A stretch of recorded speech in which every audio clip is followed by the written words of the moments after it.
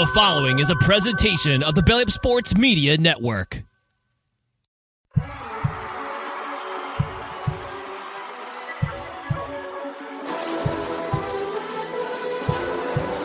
ball sends it over to Edward Robles. Go! Insert name FC!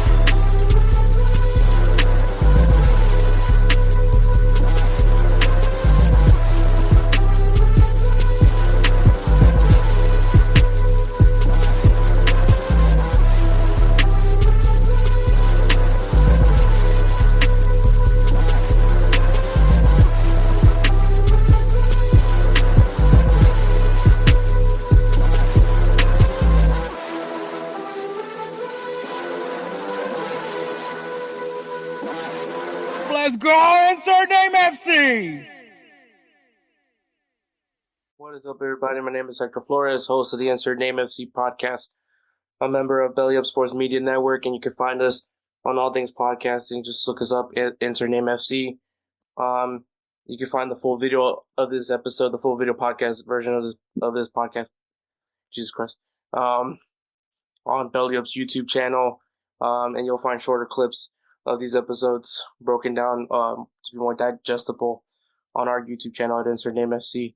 As well, you can find us on GolzTV, GLZ.TV. And make sure you guys follow us on social media at Insert Name FC on Instagram and the X. This week, I am not gonna lie, I am not capable of doing an episode. I don't even know how I'm doing this right now. I got hit with a huge fever on Sunday. I was feeling sick on Saturday, which, fun fact about me, February, I always get sick, but never at this magnitude. But yeah, so, Sunday I was battling a fever, and, Monday, when I'm recording this right now, it's not as bad as yesterday, but still pretty bad. It hurts when I cough, but anyway, it's not the point.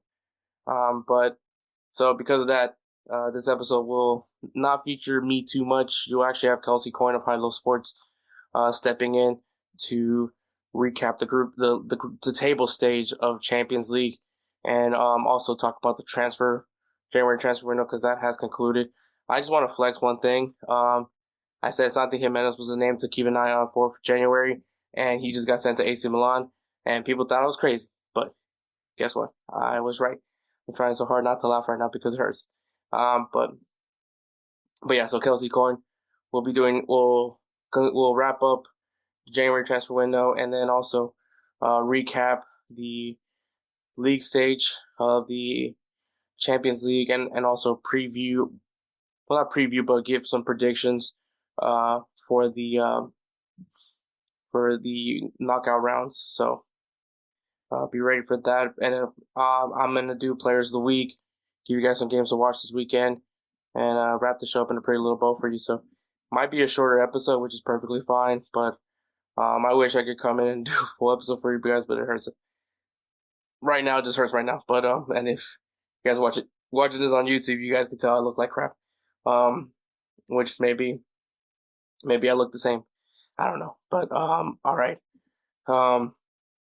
So we're gonna take a break, go right into Kelsey talking about the transfer window, and yeah, enjoy.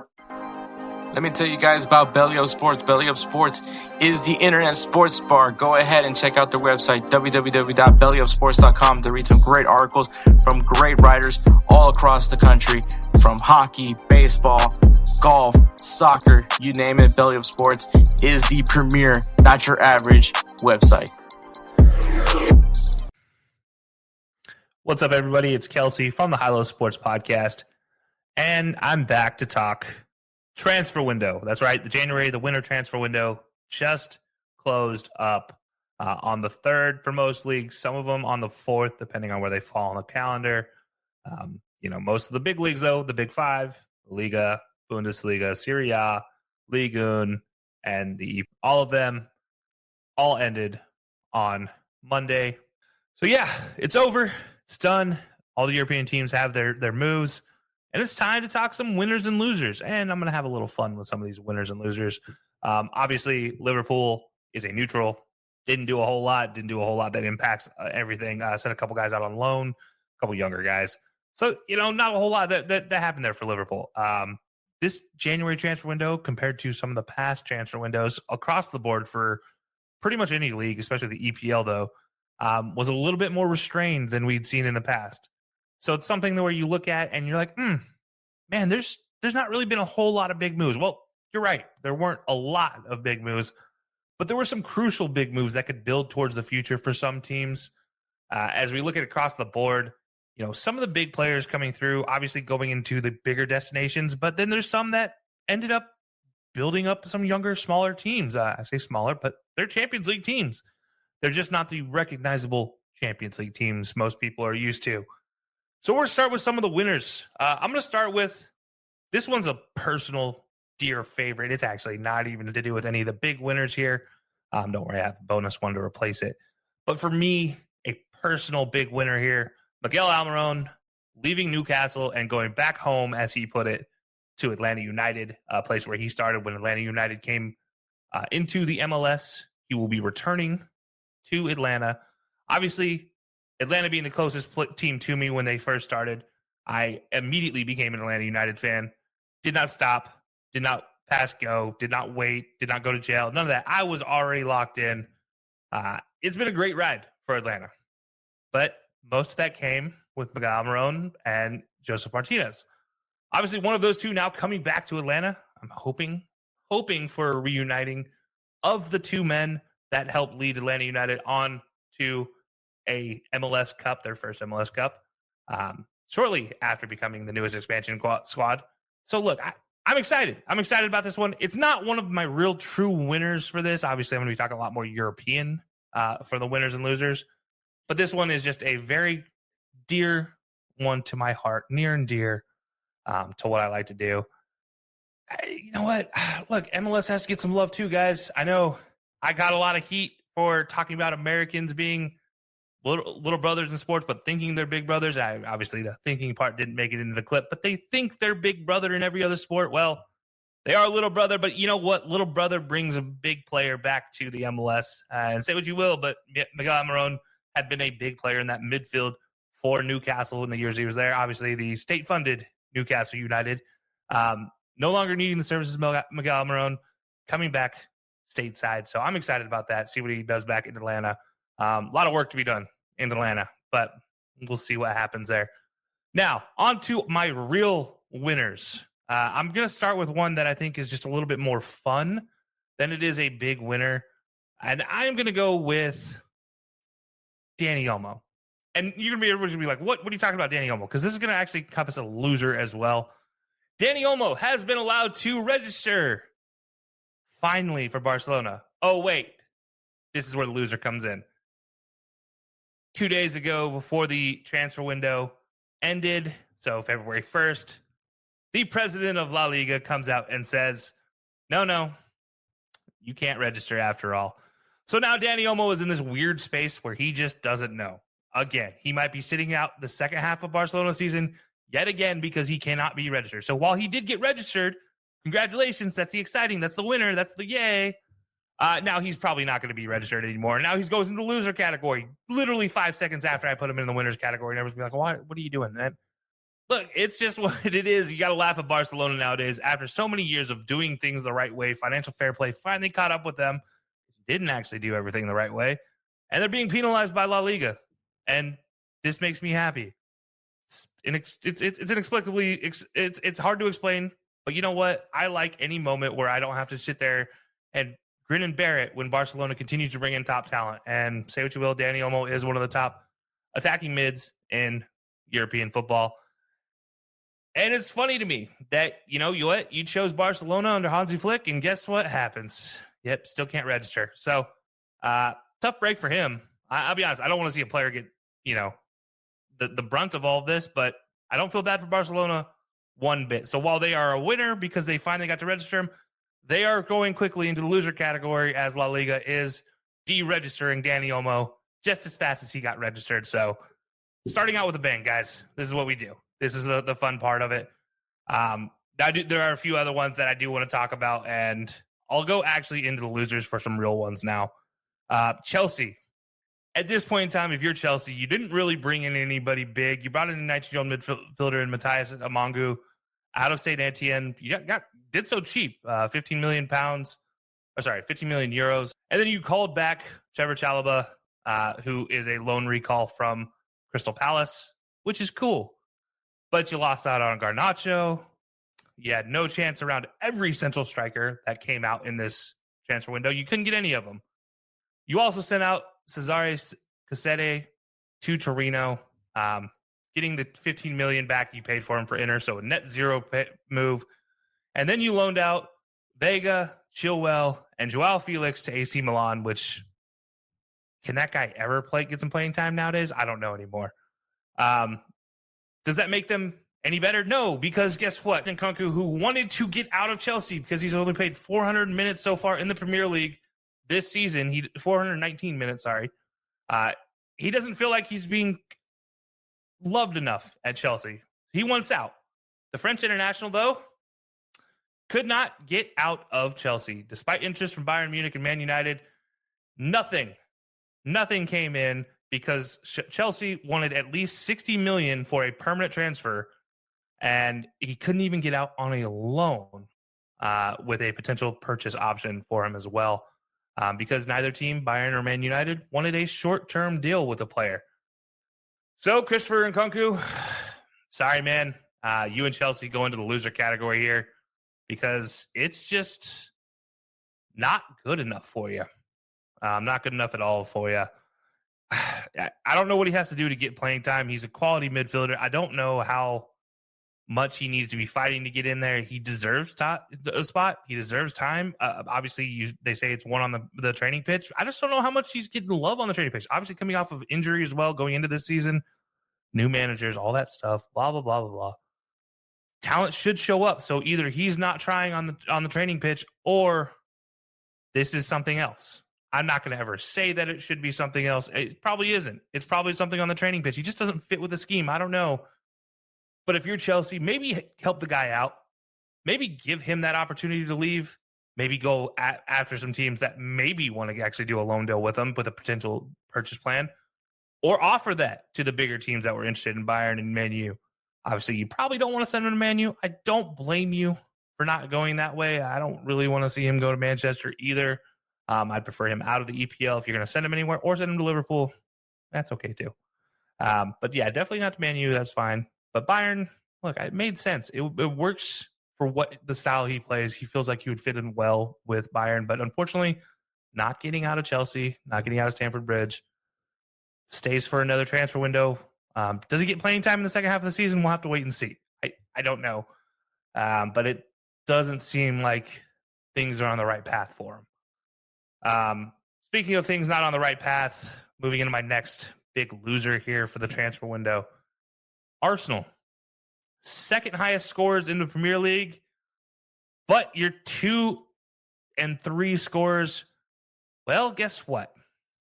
They're out with injury. That's Bukayo Saka and Gabriel Jesus. Kai Havertz still playing, but he's only been okay, really scoring. And you're trailing Liverpool. You need something. You need a shot of adrenaline into your attack, and you missed out on everybody. You missed out on Juventus' Dusan Vlahovic. You missed out on Atletico Madrid's Nico Williams.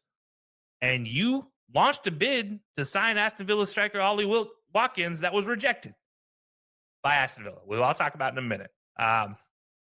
You had links to Bayern's Tell, but you couldn't even get him. So here's Arsenal sitting as the second highest scorers in the Premier League with an outside shot, or well, really the whole shot to try to catch Liverpool here. And unfortunately, they're not doing anything to make the moves in the attack that they need to. It goes into another category where maybe you should if you're Michael Arteta. Maybe you do need to make those moves. Maybe you don't. Maybe you trust your guys to rally around themselves and build up. I don't know where the answer is here. He is an intelligent manager. He knows what he's doing, and Arsenal is playing lights out almost every step of the way. But if your front office isn't going to help you, I don't know how successful you can be at the end of the day. And I know this hurts Hector because I know he was hoping for somebody to step in and do something. But they're not helping themselves right now. On top of that, they did lose a young defender, Heaven, to Man United for some peanuts. I mean, it's not much.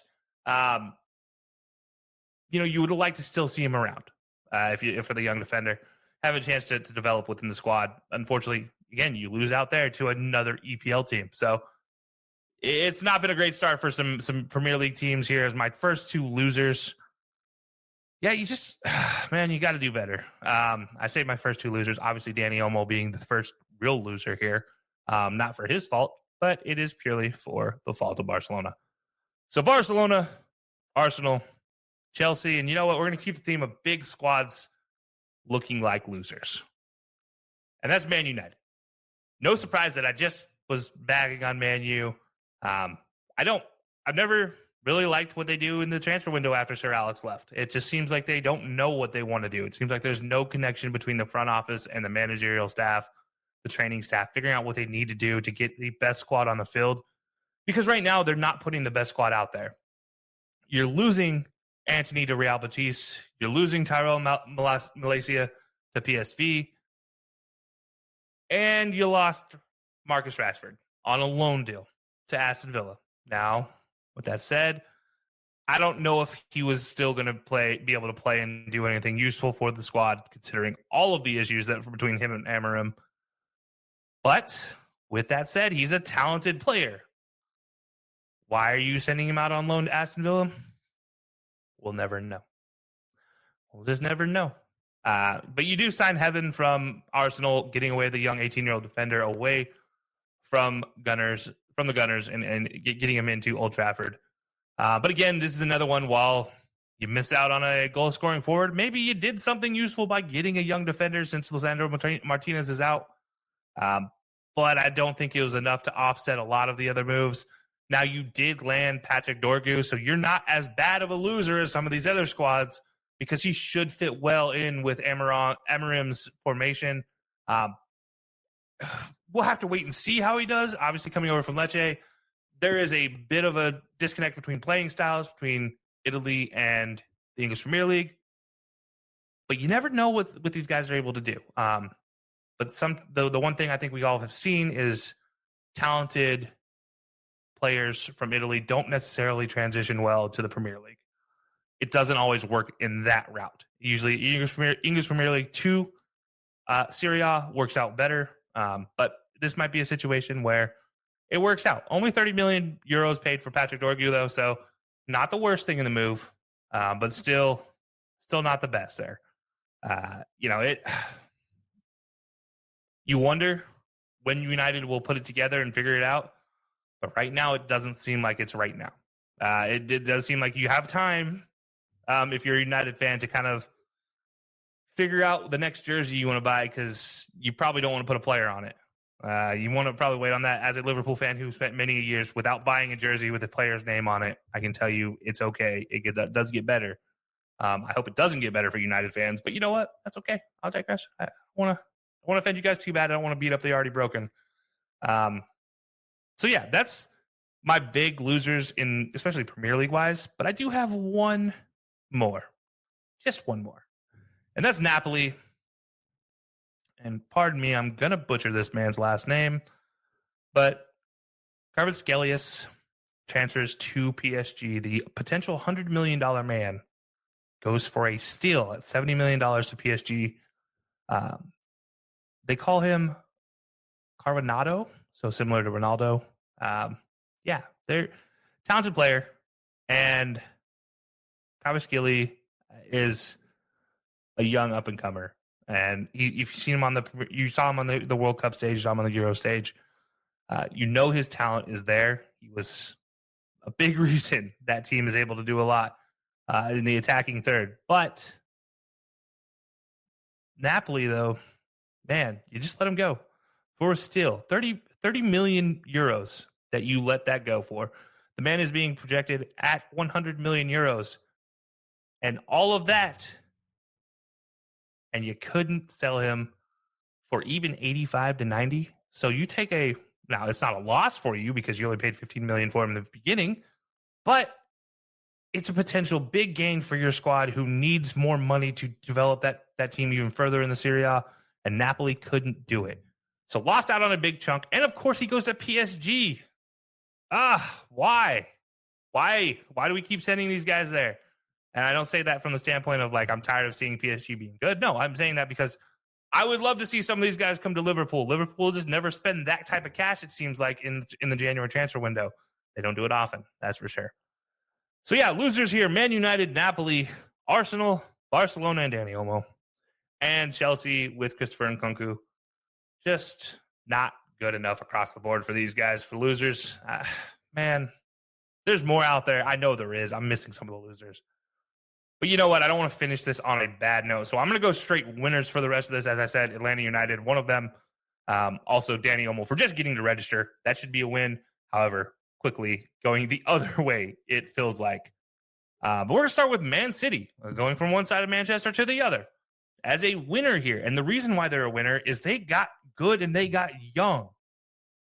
And that's huge right now. Pep's looking for answers for the future because right now this team is aging and they're aging quickly. So what do they bring in? They bring in Kusanov from Lens. They bring in Vitor Rice from Palmeiras. And they bring in Omar Marmoush from Eintracht Frankfurt, who is probably the older of the group, but he is in form. He's a striker, and he's a talented player. And potentially, I say this as a Liverpool fan and as a Mo Salah fan, he is being dubbed the Egyptian Prince. That means he is the man to follow Mo Salah by the Egyptian media. He is that talented. So, with that said, Man City making moves and trying to bring in players from everywhere they can. Oh, and by the way, they weren't done because on transfer day, they make the move, bringing in Nico Gonzalez from FC Porto. And that's huge because it was a player that was being batted around with a lot of different spots. And then somehow they bring him in. Absolutely insane. But you know what? Congratulations to him for making that move. You know what? Nico Gonzalez is a difference maker, but I don't think he's the biggest difference maker here. I think it goes back to Omar Marmoush. I think Man City getting him from Eintracht Frankfurt, who's been having a fantastic year. He's more likely going to be a number 9. He should be a number 9, potentially playing out left, similar to what Coutinho used to do. What you see with Mbappe playing out wide left as well. Marmoush likes to slide out, be a number 9 or be kind of out wide left. He doesn't like being that sitting striker, that withdrawn number 9, so the number 10 role we see a lot of days, a center attacking mid. He doesn't like that as much. He's been playing there for Eintracht Frankfurt. He's been excelling there, but he normally plays, especially for Egypt, plays in that 9 role or slides out wide when they bring in Mo Salah up in the front too. And Marmoush will run that left channel a lot more often. But I think underrated here are the 2 young defenders, Rice and Kusanov. Obviously, they're 2 guys that maybe you don't run them up against the top tier talent in the Premier League right away. Maybe you build them up over time. You do have the talented players in front of them to give them time. But yeah, as of right now, Man City, a winner in my book for what they were able to do. It's been huge. Moving from them, though, I'm going to stay in the Premier League. I'm going to stay with Tottenham. And it comes down to 2 moves, maybe 3. I really look at 2 moves, though. Specifically, Kevin Danso, the loan signing of the center back. And then on top of that, bringing in Bayern Munich's Matthias Tell, to accept the loan move after originally rebuffing the offer to join Spurs. Postecoglou evidently worked his magic. I don't know how he did this, but he brings in Matthias Tell from Bayern. I don't know how you convince somebody to go from Bayern to Tottenham. Obviously, I understand Tottenham to Bayern, but I don't know what magic Harry Kane was working on the other side here. Maybe he is still a deep undercover Tottenham agent. I don't know. But he ends up, the Spurs in this case, ends up getting Matthias Tell, the much sought after young striker. So, yeah, we'll see how he's able to do in the Premier League. Again, this goes into one that you just never know how guys will do when they transition leagues, especially young, talented players. You see it all the time where maybe they don't excel the same ways. So, I don't think this is going to be the case with Tell, but you never know. Kevin Danso, I'm not also worried about either. They also landed Mark Gui from Crystal Palace. And sorry, that was rejected. My bad. I read that wrong. And then they got a few other moves here and there, but Tottenham making moves when they need to, and that's always huge. You just never, I don't know, you never want to see a team, especially Tottenham. They seem to have fallen off since you saw Harry Kane leave. Well, it's all right. It's over now. They're back. So probably not back, but they're at least a top 7 squad, which for them, that's back. Sorry, Hector. And then any other winner here, I'm going to go with PSG, as I said earlier. Kvaratskhelia, Kvaratskhelia, whatever. I will mess up his name. Kvaradona, that's his nickname. Kvaradona, there you go. The Georgia International coming in at $60 million fee to PSG from Napoli, absolutely huge. PSG also, by the way, finding a permanent switch for Xavi Simons as he ends up with RB Leipzig. And they PSG, by the way, made a cool 46 million euros off of that deal as RB Leipzig paid 50 million for him. And on the other side, Xavi Simons was signed by PSG for a simple 4 million euros, which seems crazy to think of nowadays that a player as talented as Xavi Simons only was bought for 4 million euros. Anyways, they also move on from defender Sharon Nadur, who ends up at Fiorentina, and Randall Colomuani, he ends up heading to Juventus on a loan deal for the rest of the season. Hopefully he can recover some of his form and find the back of the net finally and come back to PSG a little bit more ready for Ligue 1. We'll see. But PSG, a winner, I think it's safe to say, despite the Mbappe situation, obviously losing him in the offseason. Not like he's really helped a lot of for Real Madrid, though. So PSG, a winner, but still a little asterisk in the winner category. But net money-wise, absolutely, obviously a winner. And probably my biggest winner, though, for this entire transfer window, I'm going to go Aston Villa. And you're probably looking at me like, what? What do you mean Aston Villa? Well, I think it's simple. Not only did they find a home for John Duran, sending him out on a $77 million deal to Al Nassr, the 21-year-old Colombian. Well, they found homes for Jaden Philogene and Diego Carlos, both one going to Ipswich, the other going to Fenerbahce, as well as loans for Buendia and Nedeljkovic. So found some homes. They're trying to get under those sustainability rules, those PSR rules, the profit and sustainability rules.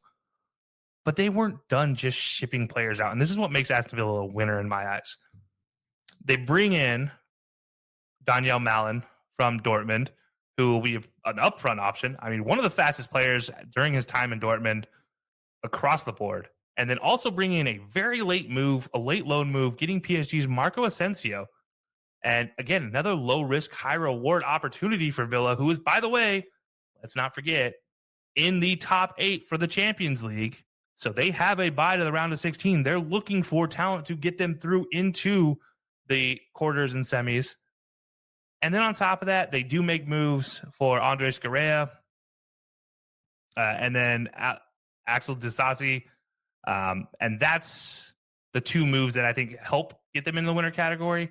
But I think the one that solidified it for me, that the biggest winners, is they get the man that's looking to be free.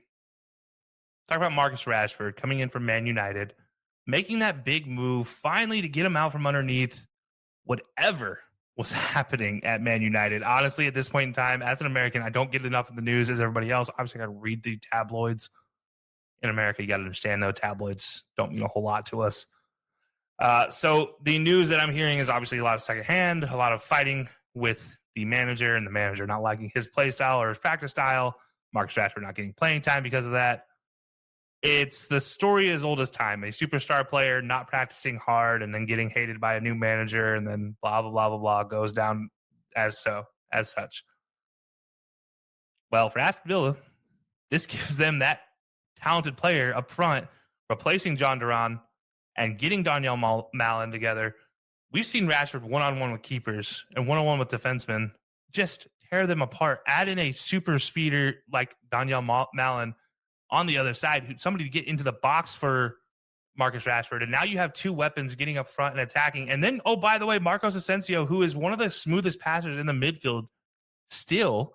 I know he's much maligned to many Real Madrid fans, but he's still a talented player. I think that's huge. Then add in the defenders here, where you get Andres Garcia and you get Axel Disasi. Those two moves help out a lot to build this team from the back going forward, especially when you see Diego Carlos go out, but especially when you see Philogene go out. Being able to replace these guys with net neutral talent across the board, I think is huge for Aston Villa. But then on top of that, you improve your forward group to a plus rating. I think this is where you get into a really exciting standpoint. And there's a lot of great moves there. I love the moves from Aston Villa. So recapping the winners I have so far: Aston Villa, City, especially getting Marmoush. I think that's a huge move for them. Tottenham and their moves. And then Atlanta with Atlanta United, getting Miguel Almiron, returning home. I always love that. It's absolutely fantastic for him. So there's a lot of big moves. And then obviously the joke winner for this is Danny Olmo, who, despite finally being able to register, quickly moves into loser category because La Liga won't let that happen, it feels like, as they are already coming out and saying that they are not going to allow that, and they're already seeking to deregister him, which was 2 days prior to the transfer window. They announced that, so February 1st, and the transfer window closes on February 3rd. So not like Barcelona has a whole lot of time to go out there and try to figure something out, and they weren't able to. So tough break there. There were some big moves even for some of the losers. Man United still got Patrick Dorgu, which is huge for them. But then some of the other losers, some of the moves they made is like, Chelsea, like you're getting rid of everybody. It feels like you're losing out on anything useful. I'll still stand by Man United. Losing Marcus Rashford is a huge loss for him. Yeah, sure. He wasn't doing anything right now. Doesn't mean he can't do anything for you down the road. I don't know. I think Arsenal's absence of doing anything is huge. Just the meh type of reaction to not making a move. I think you need better. Hector's probably not happy about Arsenal not making a move at all.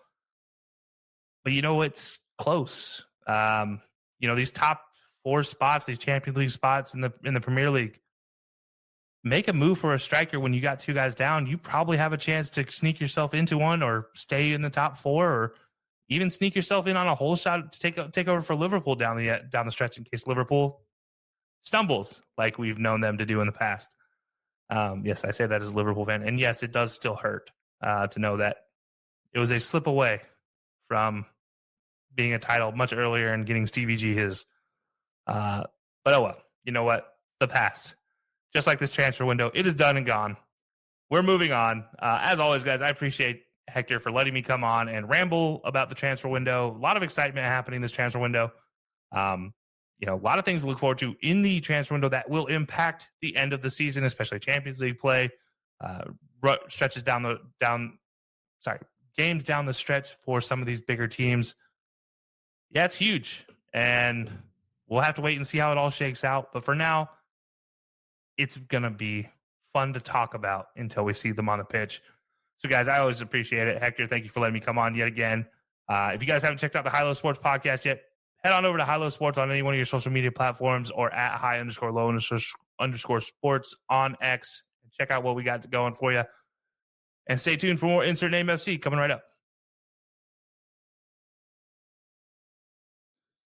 Hey guys, this is Hector from the Insert Name FC podcast, here to tell you guys about Canada Dips. It is a great tasting, superior alternative to traditional dip, using CBD in a way that is radical, enjoyable, and effective. It comes in 5 core flavors: wintergreen, mint, citrus, mango, and American spice.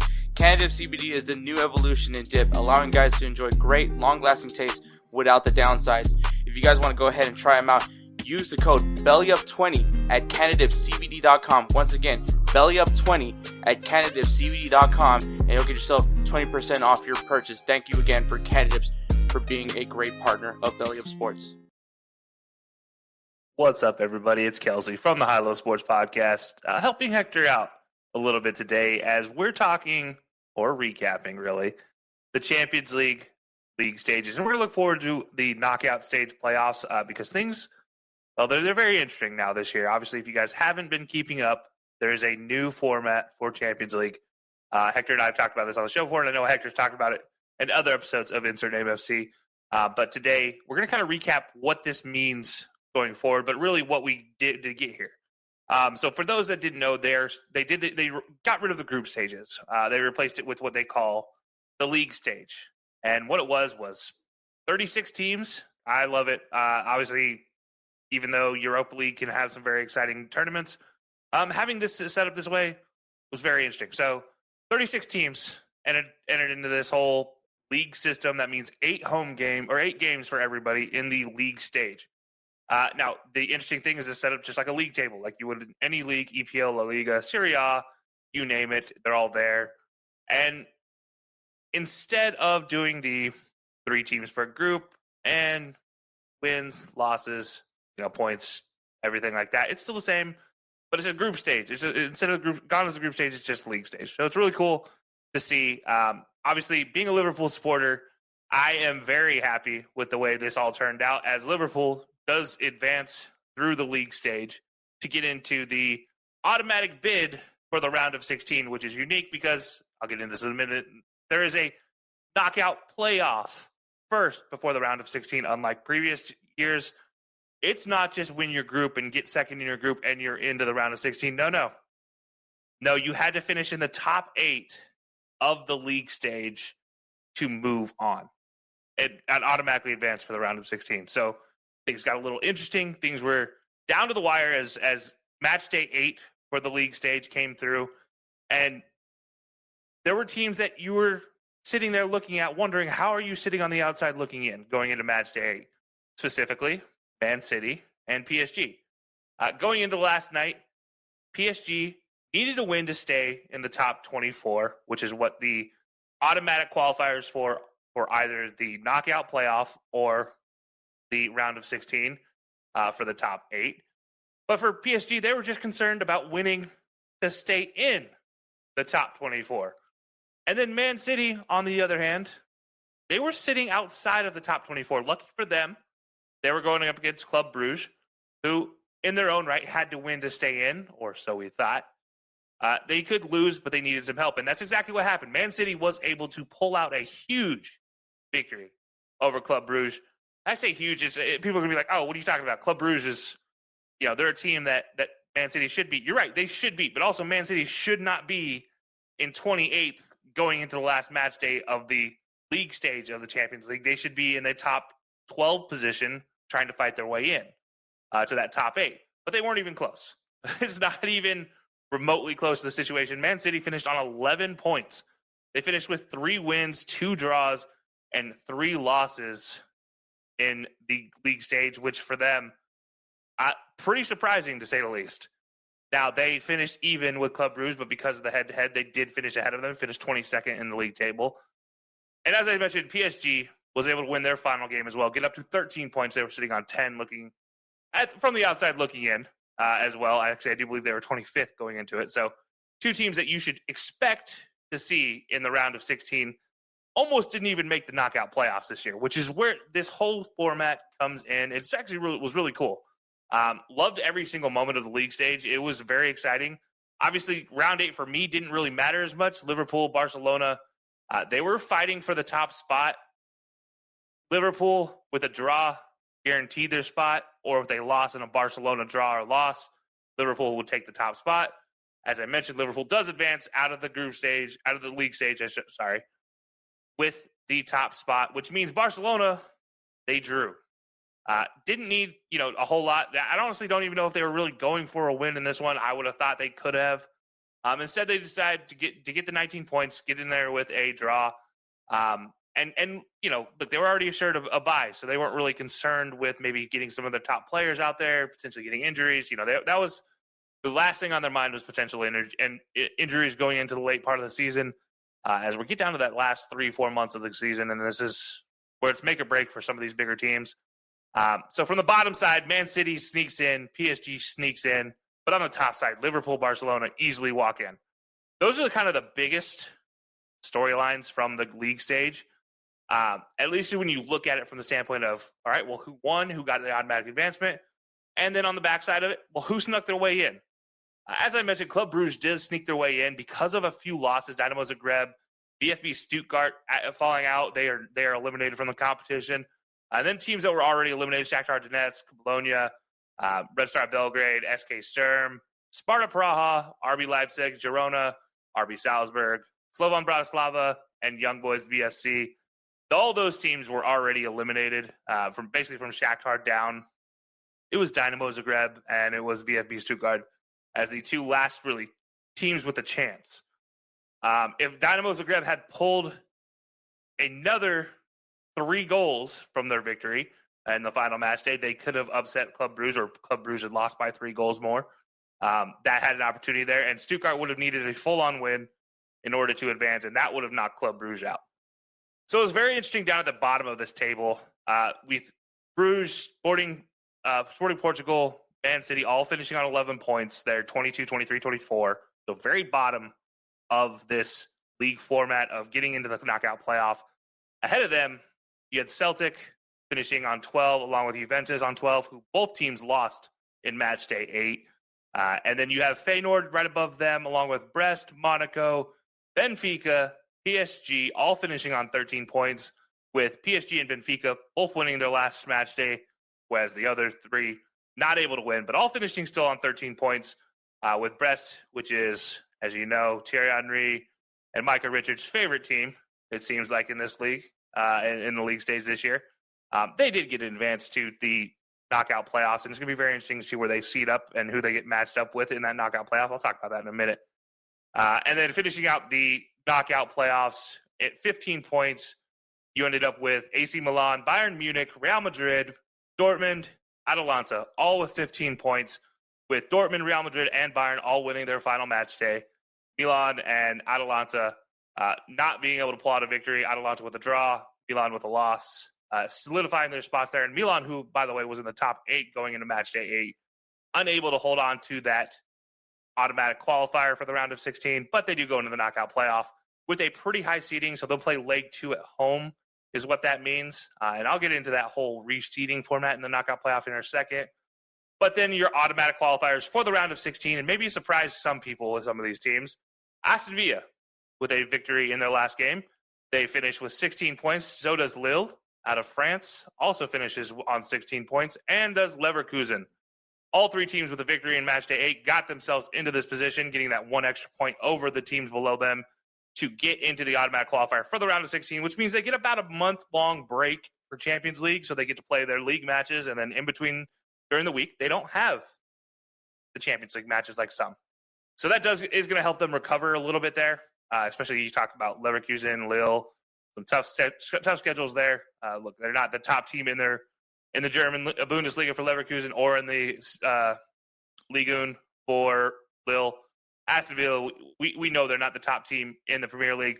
However, these guys get to take a break a little bit here and down the stretch and actually get to prepare for what's to come in the round of 16 and see what maybe opponent they get matched up with. Now, 5th place, 4th place, 3rd place, and 2nd, I already mentioned Barcelona, all finished on 19 points. Barcelona, the only team out of these 5 to not get, out of these 4 to not get a victory on match day 8. Rounding out that top 4, though, from 5 to 2, is Atletico Madrid at number 5. Inter Milan, by the way, the other Milan team, at number 4. Arsenal holding on to that number 3 spot. As I mentioned, Barcelona at 2. Liverpool at 1, finishing on 21 points with only 1 loss in their league stage, giving them a 7-0-1 record in that top spot in the league stage. So what does that mean? What does finishing top 8 in the league actually mean for your team? The best way to say it is you get to sit at home and you get to watch and you get to learn. These top 8 seeds, they get to sit and watch a two-tie playoff between these knockout teams ranking 9 through 24, which goes Atalanta down to Club Brugge. I'll rename them here in a second. These guys have to go through 2 legs in the knockout playoff to get to the round of 16, and then it continues like normal: round of 16, quarterfinals, semifinals, and then the finals. It's going to be a tough road for teams that aren't in that automatic qualifier for the round of 16. So you look at some of these teams, though, who have found their way in here. There's some big names. We already talked Dortmund, which maybe isn't the biggest name of this group I'm about to name, but they are recently especially a big name, and in German football, they are completely a huge name. Real Madrid. We all know them. We all have a feeling towards them. Hector a little more so than myself. Real Madrid finishes in that knockout playoff. Bayern Munich finishes in that knockout playoff. AC Milan in that knockout playoff. Sneaking their way into the knockout playoff is a big team in PSG. And then you have Juventus down at 20th, sneaking their way in. And one I'm a little bit soft in heart to. I think there's a few teams out there, or a few people out there that might think this team is not a big team. But when you talk European play, they are a big team despite being in the Scottish Premier League. And that is Celtic. They are in the knockout playoff. Man City. And then Club Brugge, who, while not as big as the rest, and same with PSV, not as big as the rest, still a recognizable name. Benfica, Monaco, as the others, as well as Sporting Portugal. If nobody knows, that's where Cristiano Ronaldo came from. So recognizable names of all of them, brand names. All right, so top 8 get to avoid that. So your Liverpools, your Barcelonas, your Arsenals, your Inters, your Atletico Madrids, your Leverkusens, your Lilles, your Aston Villas. All get to avoid this unnecessary for them 2-leg tie. On the flip side, the 9 through 24 is where it gets really fun because some of these matchups, they are very interesting. Now, this is like your normal tournament rules. So Americans, we all know this regulation, this seeding, if you will, for a knockout stage based on a league standing. It goes lowest ranking versus highest ranking, or vice versa. You know, if you're 24 ranked, you're going to play the top rank, which is the 9 rank. So on and so forth. They just slowly combine until the 2 closest teams, which are 17 versus 16, will match up. All right, so let's just go through those. You have Brest, who is 18th in the seedings, taking on PSG. Maybe a good spot for PSG. We'll have to wait and see. Brest has been kind of that darling of the Champions League for many reasons. But in this case, it's because they played pretty good. It's a team that's played surprisingly well, surprised some folks. And you can't discount them when they come into this tournament. Now, that said, PSG, this is a team we're all expecting to do something. Now, if you've heard Hector and I talk about this in previous episodes, we talked about the fact that at one point in time this season they were undefeated, and nobody was talking about them because they weren't even first in the French league as an undefeated team. So it's crazy for PSG, but here they are. They're in the knockout playoff. All they got to do is win both legs. Away goal rule, just like everything else. So they take on Brest in that first matchup. This first matchup will be played at Brest, followed by PSG in the second leg. And in the 17 versus 16 matchup, you have Monaco versus Benfica, so a France and Portugal matchup. It'll be very interesting to see how that matchup goes, as those are the 2 closest ranked teams. Does that mean they're the most evenly matched?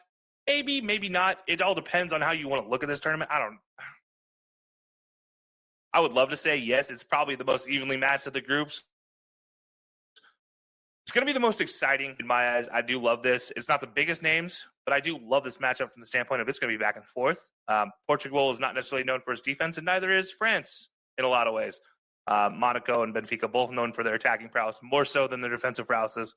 And that goes down in their history as Thierry Henry, Kylian Mbappe, both coming from an AS Monaco, Benfica, turning out their fair share of young Portuguese stars as well, especially in the attacking third. In that big matchup, that 24 versus 9 matchup, the worst team qualifying for the knockout playoff versus the closest team to getting a bye. And notice air quotes if you're listening to this in audio only. I did drop them for both those sayings because when I drop these 2 team names, you're going to look at me and you're going to think I'm crazy. But you have Club Brugge at 24 and Atalanta at 9 matching up in this match. And this is going to be, again, another fun one. Now, both these teams have been hampered by the transfer window, so this could change some things in the matchup. But I do still like this matchup to get through just to see what happens. And I'll talk about what happens for the winner here in a minute because this gets even more interesting going forward. Sporting Portugal taking on Dortmund, the 23 versus 10 matchup. So again, talk about a big hitter there in Dortmund, and then you have on the other side Sporting Portugal, who I believe is still a big team in European football. Some people might disagree because they're from Portugal. I mean, all right, that's what you think. Not too long ago, European champions Portugal. But yeah, Sporting Portugal versus Dortmund should be a very interesting matchup. Obviously, Gio Reyna potentially playing in that one if he stays in Dortmund. We'll have to wait and see on that. And in probably the biggest named matchup, we have Man City taking on Real Madrid. And this one is your 22 versus 11 matchup. This one's going to be really interesting to see. You have all the stars from Real Madrid. You can name them, you love them, or you hate them. Take your pick. But you're taking on Man City. Pep's Man City. Pep, who loves to beat up on Real Madrid in big games. That Pep Guardiola. And this Man City team who is retooling, trying to build themselves for the future, and still stay within the financial fair play rules. I don't know if they did that, but you know what? They're doing what they can to come back from that really probably disappointing league stage in a lot of eyes. And they've shipped out some players, some big names heading out, brought in some young players. Hopefully they'll get some playing time. We'll be able to see really what Man City's made up of in this one. I don't know if they can beat Real Madrid in this head-to-head matchup. At least right now, it feels like this is a Real Madrid game to look for, at least to look for them to really just kind of put their pedal to the metal and not look back. But Man City's been known to surprise some folks, and especially with Pep in charge, you know what kind of tactics they can pull out. It's just absolutely magnificent to watch that team. But so two really big teams. I don't know if this is necessarily the best matchup, though, of this knockout playoff, but it's going to be one I'm going to be tuned into. And that's, I guess, maybe more important for me. I don't really care about the most excitement, but I'm definitely going to tune into this one as well, along with that Monaco-Benfica matchup. Now, I'm probably going to watch all 8 of these matchups, but you know what? Those are my 2 priorities right now. Not discounting any of these other matchups I'm still yet to come to. Coming in at the 21-12 matchup, we have Celtic versus Bayern Munich. As I mentioned, Bayern Munich may be surprising some folks falling down here into the knockout playoff, falling down. I mean, only 8 teams can get there. Should they have been one of the top 8? Probably. They did have a tougher league stage route than everybody else. And they have been hampered by some injuries this season. So we'll see there. But Celtic is never a stranger to European competitions and never a stranger to surprising some of the bigger teams on a big stage. So, yeah, look out for Celtic here. If you're Bayern, obviously you have all the weapons in the world if you're Bayern, but do you have the weapons enough to keep them from scoring on the other side is going to be the question. Celtic can surprise you on a counterattack. All it takes is one mistake on the offensive end, turns into a breakaway for Celtic, and next thing you know, you're down 1-0, or you're back to 1-1, and they're just holding on for dear life. And good luck when you head back to Scotland to play that matchup. Obviously, the first leg is in Scotland, so probably, I mean this the other way around. But going to Scotland and playing Celtic in Celtic, never easy. I wish everybody luck if you're going to go to that game. And be careful.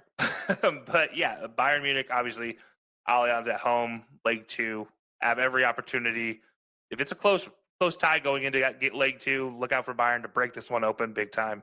It'll be a fun matchup, though. Again, these are all going to be fun for different reasons. Maybe some are going to be more exciting. Maybe some are going to be less exciting for average viewers, but for those that enjoy the tactics that is football or soccer for Americans, you'll understand.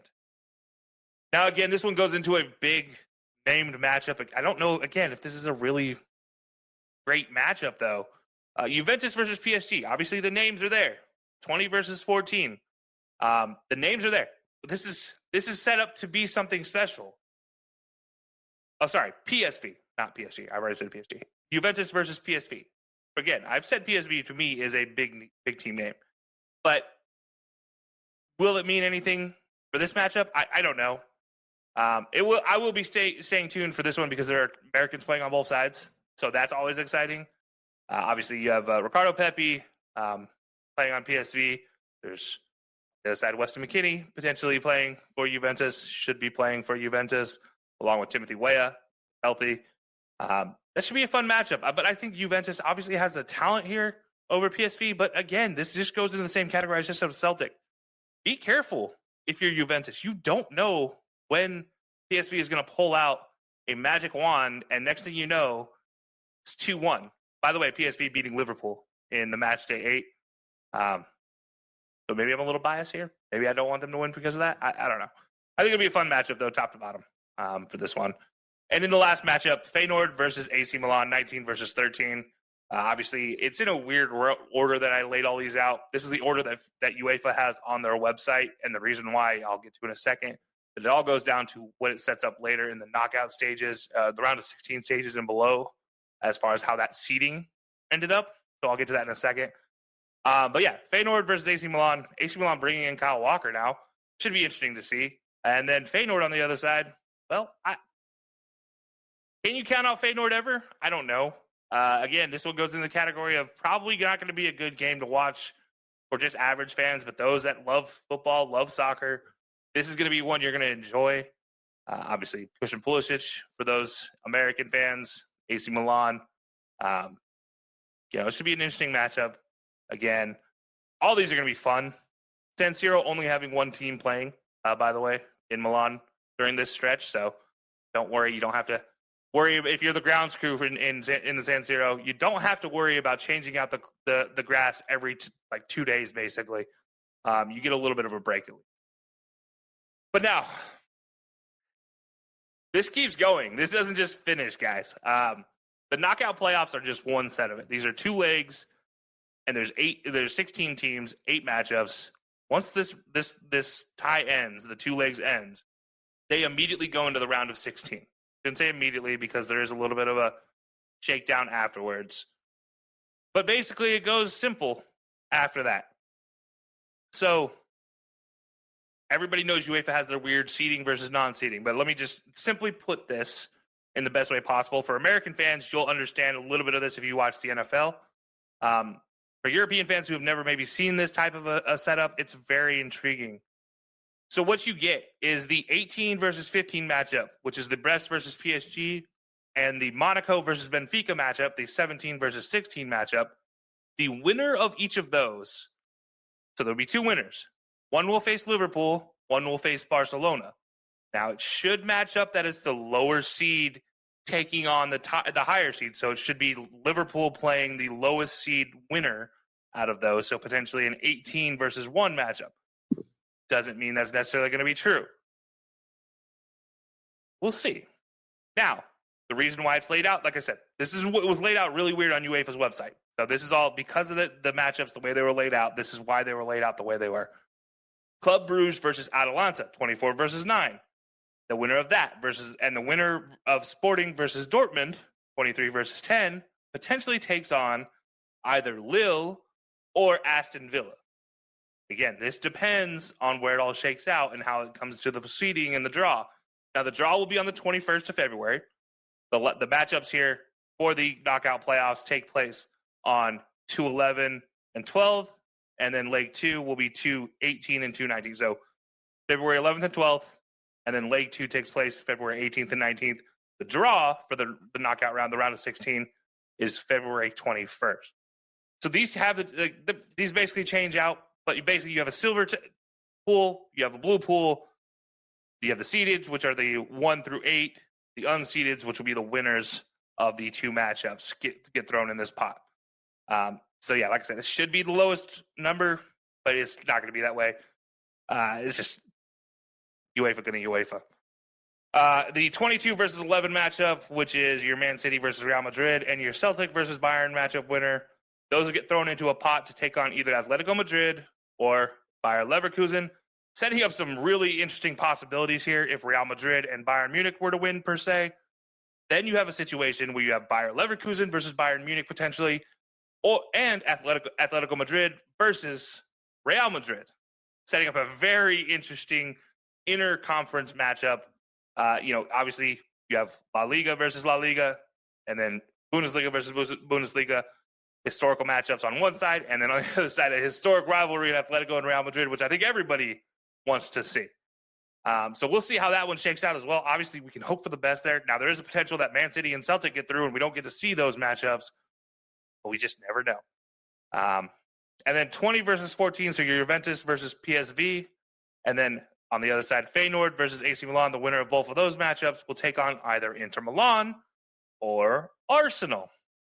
Again, you set up a very interesting category here where if AC Milan were to win and Juventus were to win, then you have a situation where you could either one faces Inter Milan. One of them would face Inter Milan.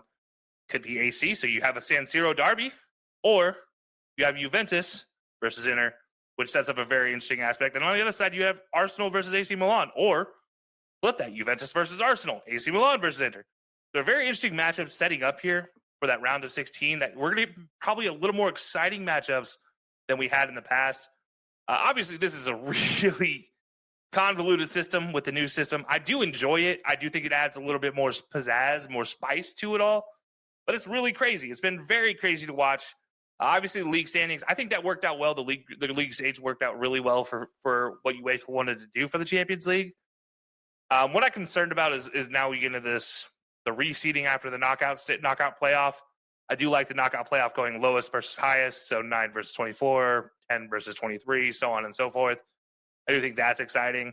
I am worried a little bit about this reseeding afterwards. I know why they do it. It's to avoid it for American fans, to avoid what happened in the college football playoffs.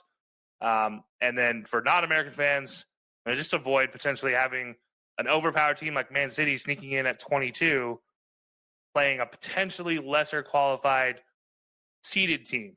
Now, it wouldn't be the first time that's happened in soccer or football, but it's probably the one thing they want to avoid when they talk about this new format.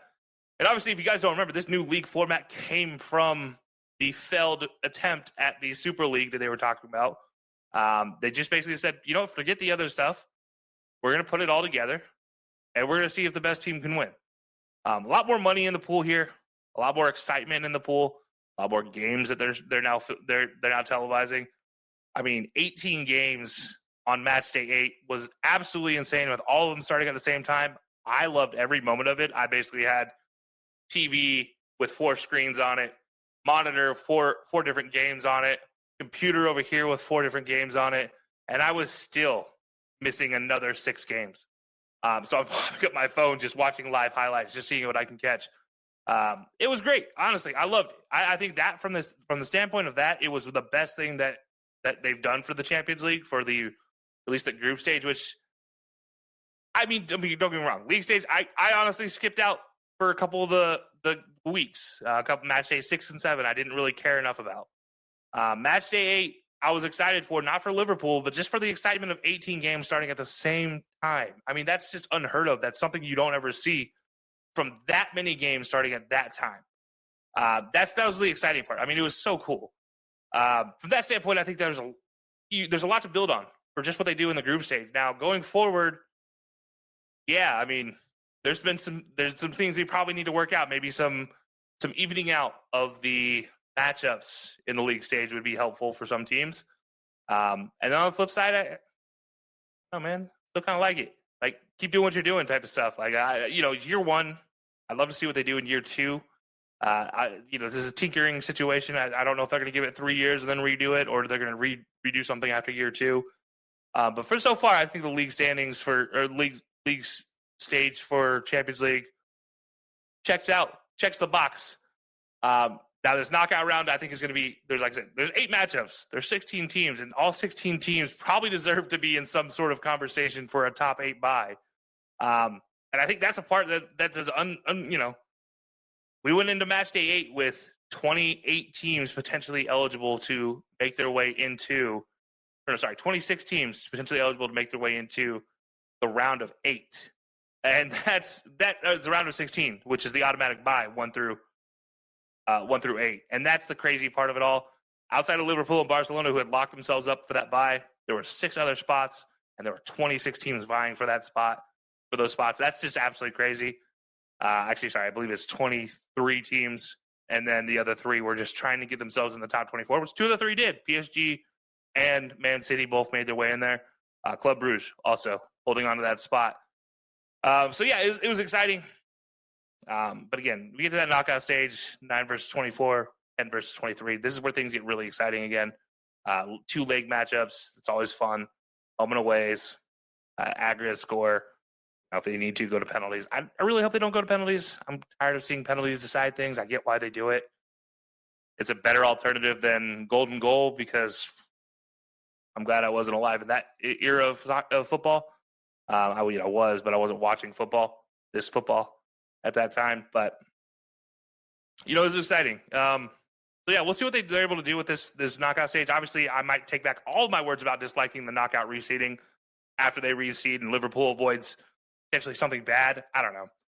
But yeah, so far I'm pretty excited about it.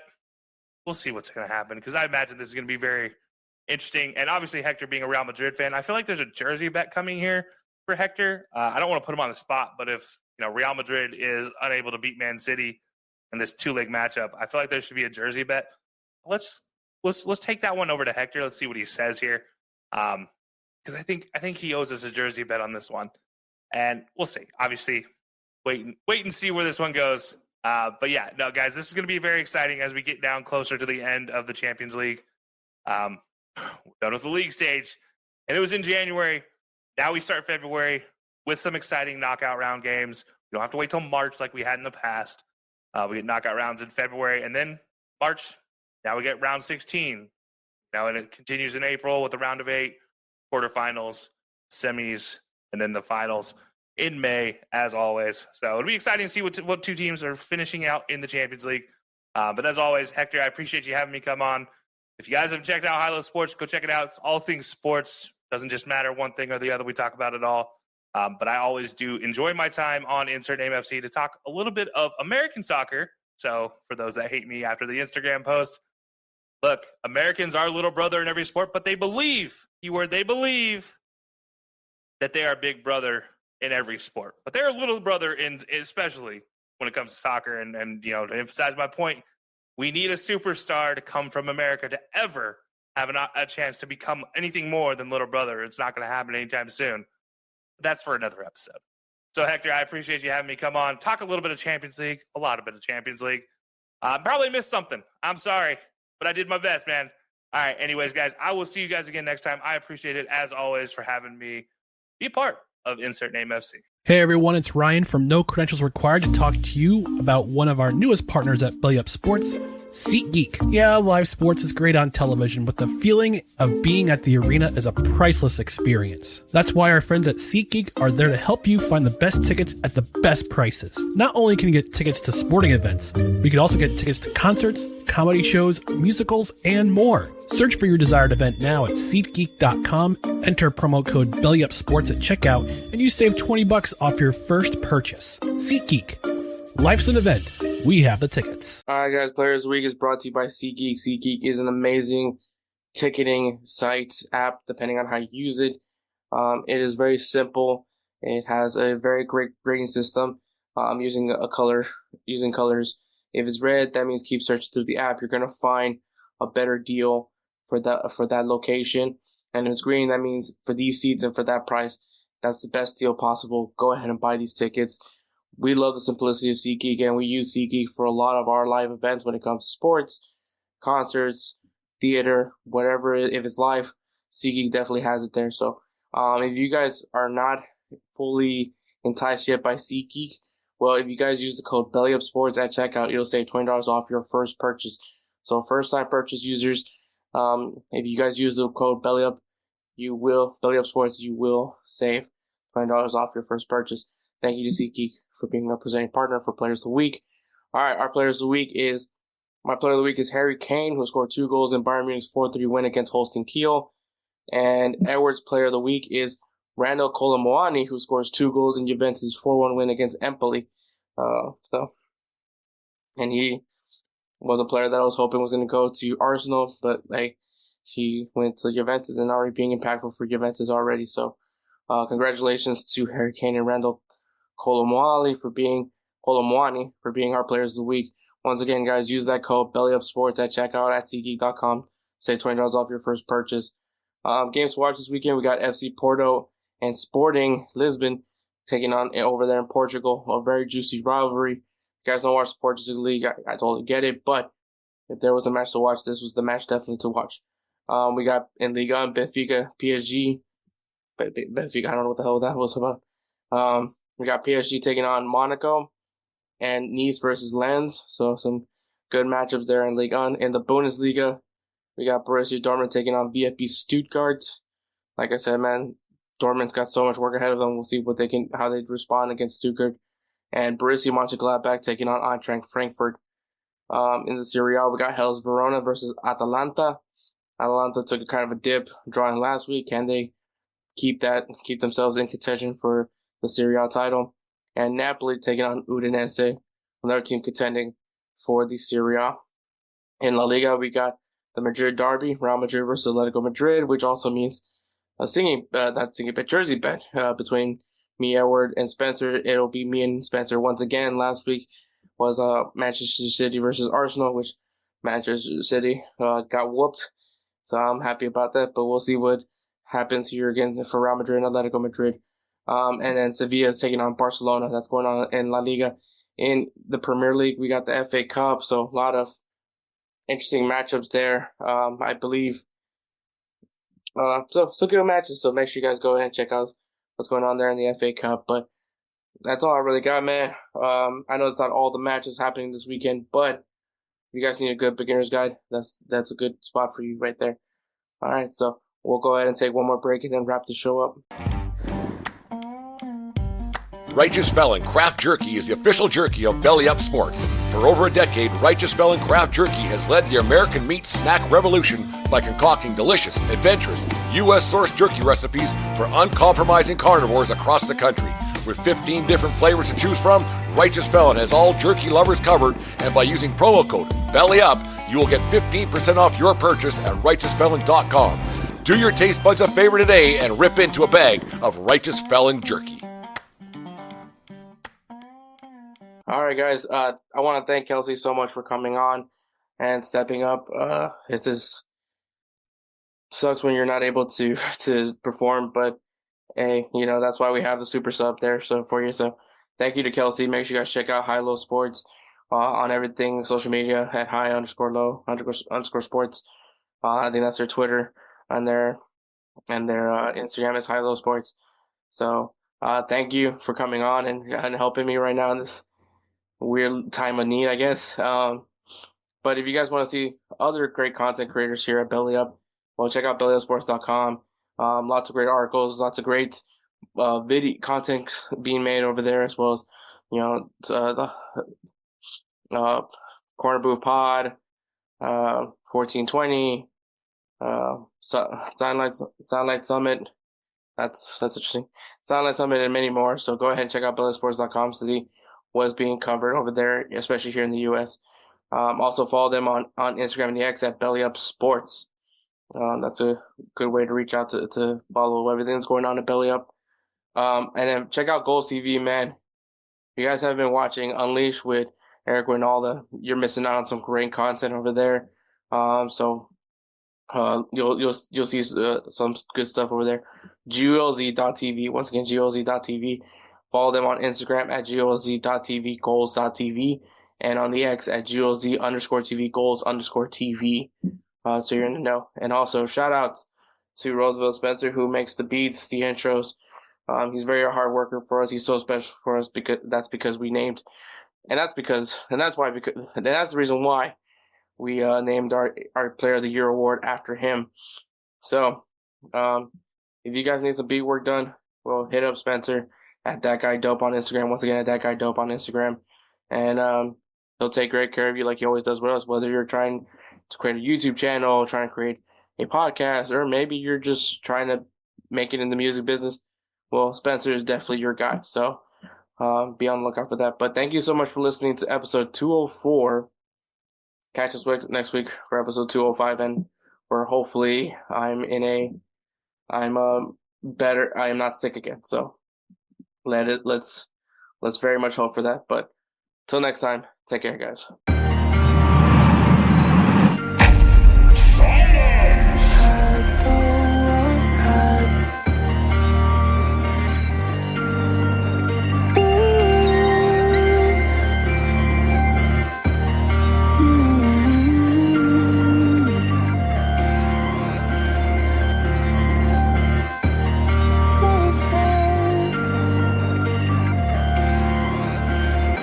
Who is that guy?